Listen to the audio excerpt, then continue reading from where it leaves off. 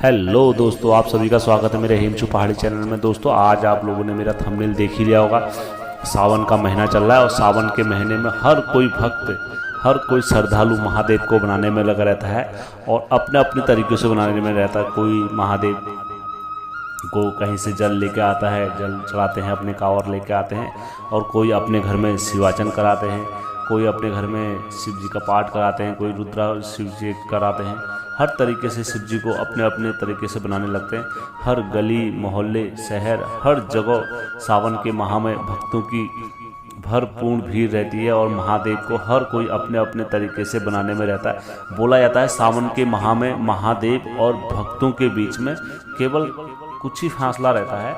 महादेव अपने भक्तों की बहुत जल्दी सुन लेते हैं सावन में, यह बोला जाता है। दोस्तों मैं आप लोगों के बीच में रखना चाहूँगा कि हमारे देश में सबसे पहले कांवड़ यात्रा की शुरुआत कैसे हुई। दोस्तों कहा जाता है हिंदू परंपरा के अनुसार और हमारे ग्रंथ और पुराणों के अनुसार, जब समुद्र मंथन हुआ था, समुद्र मंथन के दौरान जब समुद्र से जब विष का घड़ा निकला था, उस वक्त जो घड़ा निकला था उस घड़े के विष के कारण सभी देवता लोग त्राहिमाम करते हुए इधर उधर भागने लगे। तब सभी देवता लोग महादेव के पास गए, महादेव से कहा प्रभु आप ही इस जल को विष को धारण कर सकते हैं। तो महादेव ने वह विष पकड़ा सभी देवताओं के कहने पर, और महादेव ने वह विष पी लिया। जब महादेव ने वह विष पिया तो विष के कारण महादेव का कंठ पूरा नीला पड़ गया।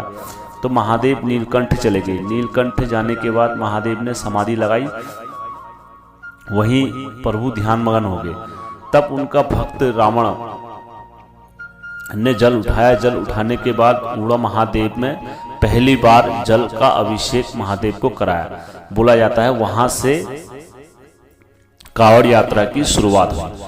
कुछ लोगों और विद्वानों का मानना है कि महादेव के परम भक्त परशुराम जी ने सबसे पहले उत्तर प्रदेश के बागवत के पार उड़ा महादेव में जल का अभिषेक किया था परशुराम जी ने। बोला जाता है यह जो जल लेकर आए थे गढ़मुक्तेश्वर से जल उठाया था, जिसे आज भी वहां के लोग ब्रिज घाट के नाम से जानते हैं। कुछ लोगों और संत और महात्माओं का मानना है कि जो सबसे पहले कांवड़ यात्रा की शुरुआत करी थी वह भगवान श्री रामचंद्र जी ने करी थी। श्री रामचंद्र जी ने बिहार के सुल्तानगंज से जल उठाकर भगवान शिव जी पर जल अभिषेक करा था। दोस्तों काफ़ी लोगों का यह मानना है कि सबसे पहले जो कांवड़िए थे वह श्रवण कुमार जी थे। श्रवण कुमार जी ने अपने माता और पिता को हरिद्वार से तीर्थ यात्रा कराते हुए जब वह जल लेकर आए और उनने अपने नज़दीकी क्षेत्र में भगवान शिव का जल अभिषेक करा था, तब से बोला जाता है वहां से कांवड़ यात्रा की शुरुआत हुई। मैं आप लोगों को बताता हूं कि कांवड़ कितने प्रकार की होती है और इसे कैसे कैसे लेके आया जा सकता है। दोस्तों जो सबसे पहले नंबर पर होती है वो होती है सामान्य कांवड़।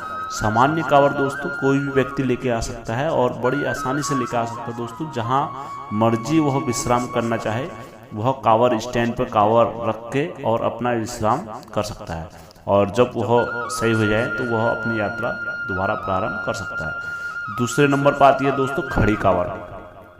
खड़ी कांवड़ होती है दोस्तों वह बड़ी टफ कांवड़ होती है। दोस्तों यह जहाँ मर्जी वहाँ नहीं रुका जा सकता है। दोस्तों जब आपको विश्राम यदि करना है तो जब आपके सहपाठी आएंगे वह उस कांवड़ को पकड़ेंगे। कांवड़ पकड़ने के बाद वह कांवड़ को इधर उधर झुलाते रहेंगे और उस जो भगत होंगे भोले होंगे वह उस बीच में आराम कर सकते हैं। दोस्तों तीसरे नंबर पर आती है डांडी कांवड़। दोस्तों डांडी कांवड़ जो होती है वह बड़ी टफ कांवड़ होती है। आमतौर पर बोला जाता है इसे 2 या 1 महीना लग जाता है। जब कोई व्यक्ति जितनी लंबी दूरी तय करना चाहे तो वह इस कांवड़ को लाने में काफ़ी लंबा टाइम लगता है।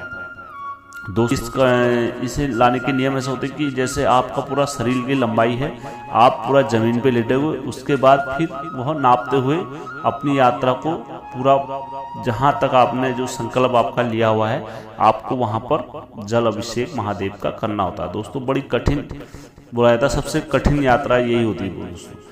और दोस्तों तीसरे नंबर पर आती है डाक कांवर। डाक कांवर में दोस्तों एक समय सीमा निर्धारित होती है। जब आप जल अभिषेक उठाते हैं महादेव का, तो आपको 24 घंटे के अंदर बोला जाता है आपको महादेव का जल अभिषेक करना होता है। इसमें दोस्तों ये बाइकों के साथ या अपनी कार के साथ या बहुत सारे डीजे वगैरह लेके आप रास्ते में अपने जो डाक कांवर लेके आते हैं उनका उत्साह बढ़ाने के लिए, और दोस्तों यह रनिंग के दौरान ही चलता रहता है, क्योंकि जो एक बाइक वाला आपका कांवर पकड़ेगा जब वो भागता रहेगा, जब वह दूसरा पकड़ेगा तब वह उस कांवर को लेके भागता रहता है। दोस्तों यह आपको 24 घंटे के अंदर पूरा करना होता है। दोस्तों यह भी बड़ी कठिन यात्रा रहती है। दोस्तों 5वें नंबर पर आती है झांकी कांवर।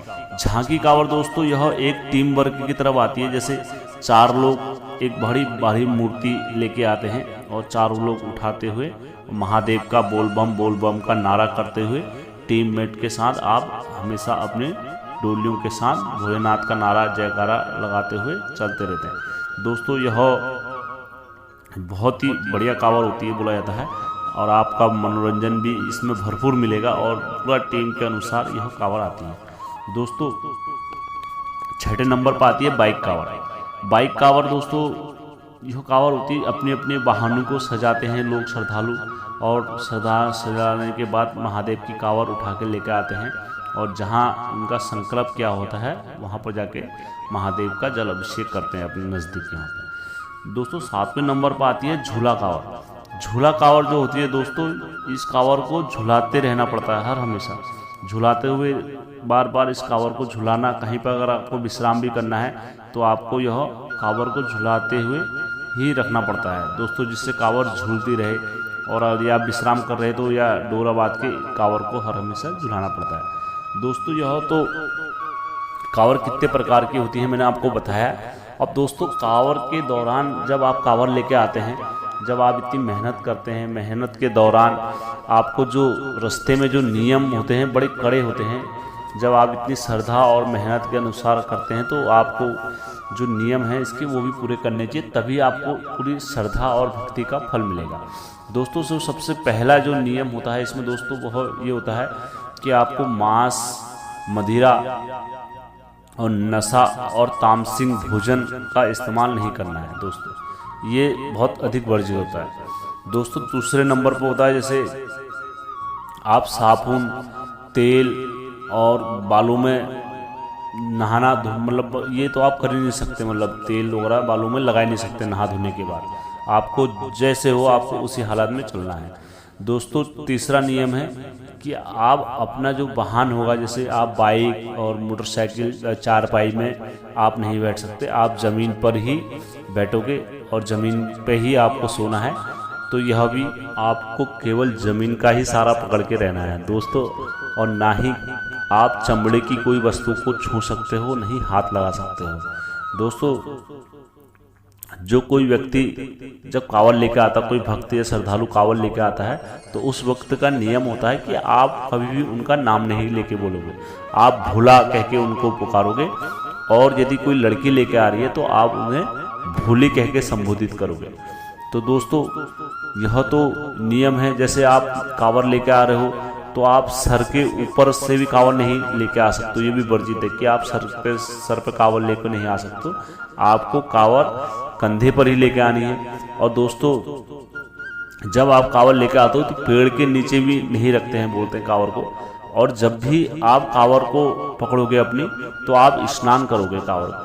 जैसे आप सोने के बाद जब भी आप उठोगे तो स्नान करोगे, जैसे आप बाहर वगैरह शौचालय वगैरह जब भी जाओगे तो आप स्नान करके ही और कांवर की पूजा करोगे, धूप अगरबत्ती जलाओगे, उसके बाद आप कांवर को अपनी पुनः पकड़ के आप यात्रा प्रारंभ करोगे।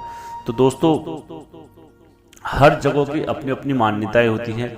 बोला जाता है कि अपने अपने जगहों से जल उठाया जाता है। जैसे हमारे उत्तराखंड में आप इन क्षेत्रों से जल उठा सकते हो, जैसे गंगोत्री हो गई, गौमुख हो गया, बद्रीनाथ हो गया, केदारनाथ हो गया, आप इन जगहों से जल उठा सकते हैं दोस्तों। हरिद्वार हो गया, और नीचे यूपी साइड में आप सुल्तानगंज हो गया, गढ़मुक्तेश्वर हो गया, सुल्तानगंज हो गया, हर जगह से मतलब अपने अपने क्षेत्रों की मान्यताएं हैं, जहाँ जहाँ से आप जल उठा के आप महादेव का पैदल यात्रा कितनी दूर से अपने जो नज़दीकी क्षेत्र का मंदिर होता है, आप वहाँ पर जाके महादेव को जल अभिषेक करके महादेव का अभिषेक कर सकते हैं। दोस्तों कहा जाता है जो कोई व्यक्ति महादेव की सावन के महीने में पैदल यात्रा करते जाता है और बम बम के नारे लगाते जाता है, तो बोला जाता है उसे 100,000 अश्वमेघ यज्ञ एक एक कदम के साथ उसे उस फल की प्राप्ति होती है।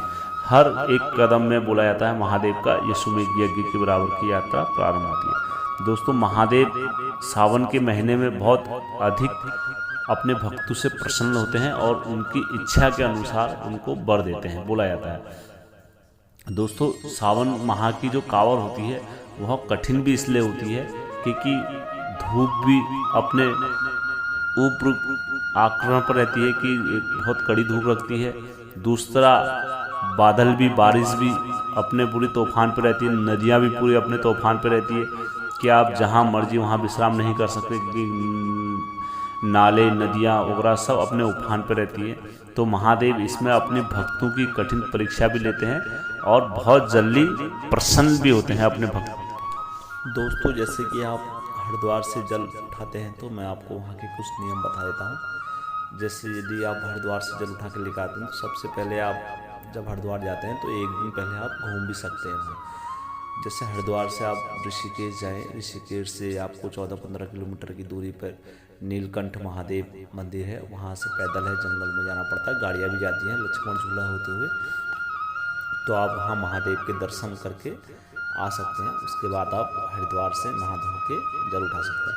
जिससे कि आप यदि नीलकंठ अगर नहीं जाना चाहते हैं, आपके पास समय सीमा कम है जिस हिसाब से, तो आप जैसे हरिद्वार से हर की पौड़ी से 6 किलोमीटर दूरी पर है कंकड़ महादेव का, जहाँ पर दक्ष प्रजापति का महल है।